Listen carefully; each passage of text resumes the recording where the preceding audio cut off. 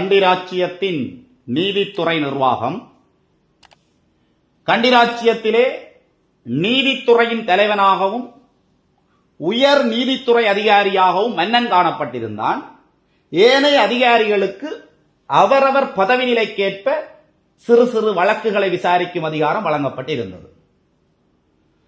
கண்டிராச்சியத்திலே மன்னன் மாத்திரம் விசாரிக்கும் அதிகாரம் பெற்றிருந்த 5 முக்கியமான வழக்குகள் காணப்பட்டிருந்தன.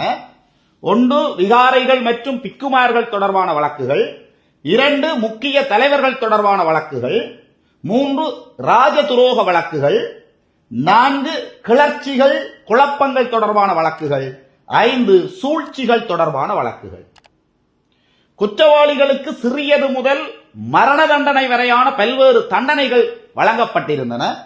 அதுல ஒன்று பார்த்தீங்கன்னா முழந்தாளிடச் செய்தல், 2 தலைமுடியை கத்தரித்தல், 3 விலங்கிடுதல், 4 கன்னத்தில் அறைதல், 5 கசையால் அடித்தல், 6 தென்னை மட்டையால் அடித்தல், 7 துர்நாற்றத்தின் மத்தியில் வைத்தல், 8 கீழ் குலத்தவர் அல்லது இழிகுலத்தவர் ஆக்குதல், 9 நாடு கடத்தல், 10 நீரில் அமிழ்த்தி கொல்லுதல், 11 யானையால் மிதித்து கொல்லுதல். நன்றி.